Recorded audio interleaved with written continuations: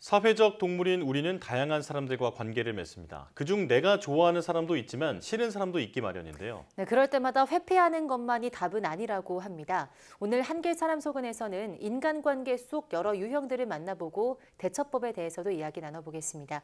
이혜진 상담심리학자와 함께합니다. 어서 오세요. 안녕하세요. 네, 안녕하십니까. 자, 우리가 살다 보면 인간관계 때문에 스트레스를 받는 경우가 참 많잖아요. 그럴 때 스트레스 받지 마, 긍정적으로 생각해 이런 말을 들어도 도무지 위로가 되지를 않는데 저만 그런 건 아니겠죠? 그렇습니다. 스트레스 누구나 받죠.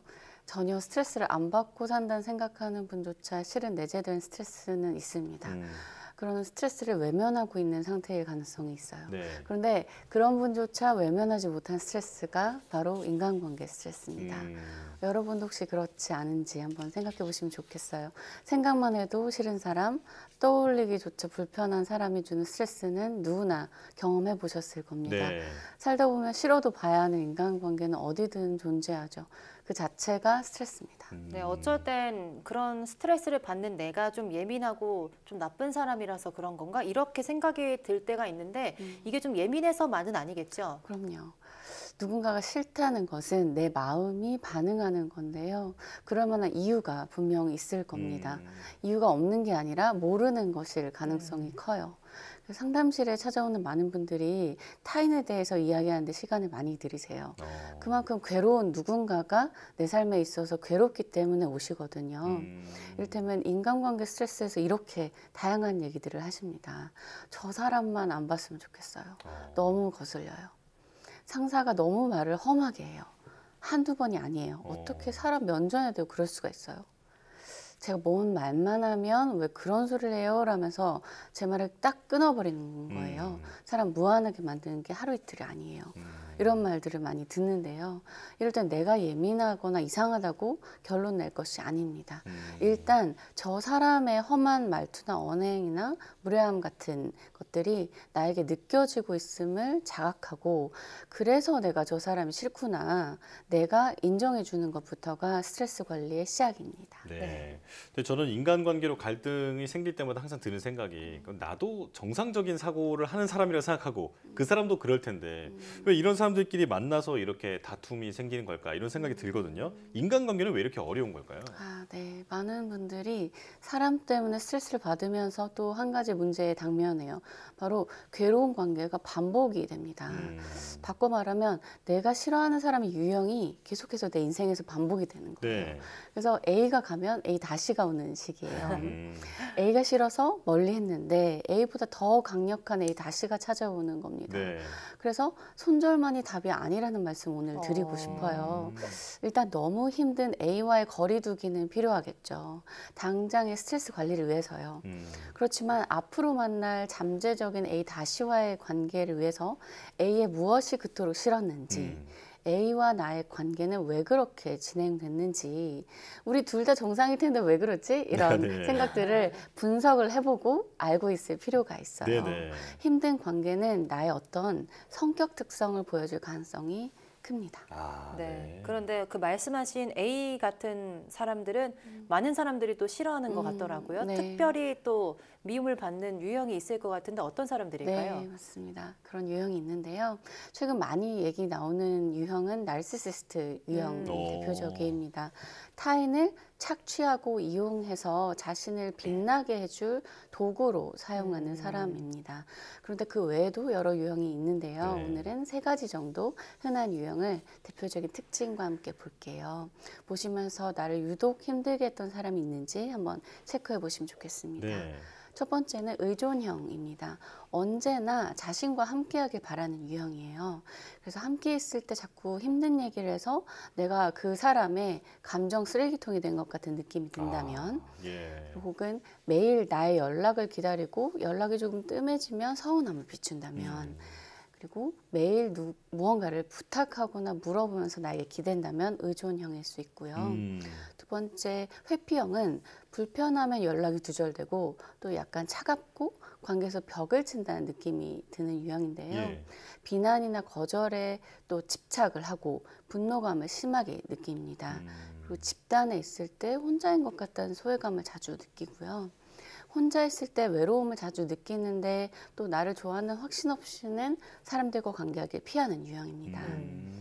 마지막으로 나르시시스트 유형은 내 말이 다 맞아. 내가 가장 잘났어 라고 생각하는데요.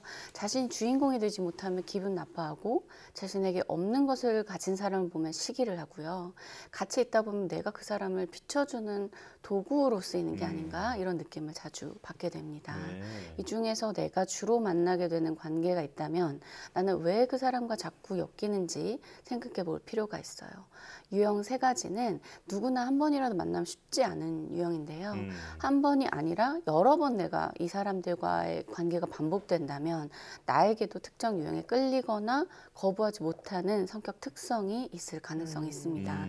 예를 들어 첫 번째 유형인 의존형과 자주 엮이는 사람들은 자신에게 의존해주는 상대방이 처음에는 매우 좋게 느껴져요. 저 사람이 나를 믿고 의지하는 느낌, 이 자신을 좋은 사람이라고 느끼게 해준 이 느낌을 너무 하는 거예요. 네네. 그래서 그 느낌이 필요한 사람에게 또 그만의 역사가 있고 그래서 서로에게 끌리게 됩니다. 두 번째 유형의 경우는 벽을 치는 회피형에게 자주 끌리는 불안형들이 있어요. 그 불안형에게도 사정이 있는데요. 그 회피형을 보면서 저 사람이 저렇게 거리를 둔다는 건 그만큼 자기에게 자신이 있어서일 거야 라고 생각을 하면서 불안한데 왠지 멋진 것 같고 더 가까워지고 싶은 마음을 느껴요. 그래서 자신의 불안감을 호감으로 착각을 합니다. 세 번째 유형인 나르시시스트와의 관계에서는 그가 보여주는 초반에 강력한 매력적인 그런 인상에 현혹이 될 수 있어요. 이를테면 나도 저렇게 좀 당당하고 되게 자신감 넘치고 싶은데 저 사람한테 뭔가 있나 봐. 이런 환상을 좀 자극할 수 있는데요. 그럴 때 난 왜 그런 환상에 현혹이 되는지 내 내면을 성찰해 보면 다음에는 좀 비슷한 유형이랑 좀 더 안전하게 거리를 둘 수 있겠죠. 네. 한 번쯤 다 살면서 만나본 것 같다라는 생각이 드는데요. 자, 이런 유형의 사람들을 만나면 어떻게 대처하는 게 현명한 길일까요? 네, 만약에 3가지 유형 중에 한 분을 만나서 지금 힘들다면 한번 이렇게 대처를 해보시면 좋겠어요. 물론 인간관계에서는 맞는 공식은 없습니다. 그렇지만 어느 정도 균형감을 유지하면서 관계 맺기 위한 팁 정도로 보시면 좋겠어요. 네. 첫 번째, 의존형이 나에게 지금 과하게 의지하고 있다면 일단 나에게 의지하는 순간에 드는 그 기분 좋은 느낌에 지나치게 빠지지 마세요. 저 사람이 나를 너무 신뢰하나 봐 해서 너무 기분이 좋기보다는 저 사람이 나를 신뢰하는 건 좋은데 좀 과한 건 부담스럽다. 이렇게 좀 마침표를 찍어보고 조금 더 차분하게 상황을 짚어보세요. 네. 그리고 그 사람에게 필요한 독립성을 확보할 수 있도록 관계에서의 규칙을 한번 세워보세요. 나에게 어떻게 하면 좋겠냐 자꾸 묻는다면 반사해서 물어보세요. 너는 어떻게 했으면 좋겠어? 혹은 전화를 시작하면 4시간 동안 힘든 얘기를 하느라 내가 감정 쓰레기통이 되는 것 같다면 이렇게 한번 말해보세요. 내가 10분 뒤엔 전화를 끊을게. 너의 힘든 감정은 좀 알겠지만 나도 좀 듣느라 지친다. 회피형에게는 내가 만약에 과하게 끌려가고 있다 느껴진다면 우선 나의 불안한 마음을 달래주세요. 저 사람이 나에게 멀어질수록 내가 그 사람에게 끌려가고 있진 않은지 저 사람과 더 가까워지기 위해서 노력하기보다는 일단 나의 불안감에 집중해보는 거예요. 예를 들어 많은 불안형들이 회피형의 감정에 대응하느라 자신의 불안감을 방치합니다. 회피형이 이렇게 말해요. 나 이 집단에서 소외되는 것 같아서 기분 나빠. 이렇게 자신의 감정을 불안형에게 토로를 하면 불안형은 또 회피형의 기분이 좋아지도록 에너지를 써요. 그것보다는 자기 자신의 불안감에 집중을 해보세요. 관계에 대한 불안감이 자꾸만 나를 불안하게 만드는 그 사람에게 끌어당기고 있을 수 있으니까요. 마지막 나르시시스트 유형과 함께 있어서 숨이 막힌다면 우선 탈출 가능성을 점검해 보시라고 많은 전문가들이 조언을 합니다. 그런데 만약 직장처럼 어쩔 수 없이 봐야 하는 상황일 수 있잖아요. 네. 그럴 땐 일단 그와의 관계에서 분노할 수밖에 없는 내 마음을 헤아려 줘야 합니다. 그리고 그와 절대 경쟁하지 않으셨으면 좋겠어요. 그의 시기심을 위협을 하면 더 나를 괴롭힐 수 있습니다. 그래서 맞서 대응할 준비를 차근차근 하시는 게 필요해요. 이때 경쟁이 아니라 대응입니다.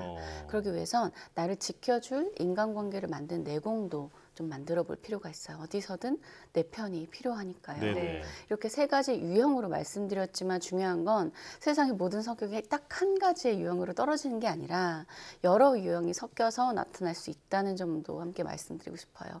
유형 세 가지가 같이 있는 사람도 있습니다. 네. 그래서 관계가 더 어려운 것 같아요. 네, 유형 세 가지가 같이 있는 사람들이 있다니 놀라운데요. 네.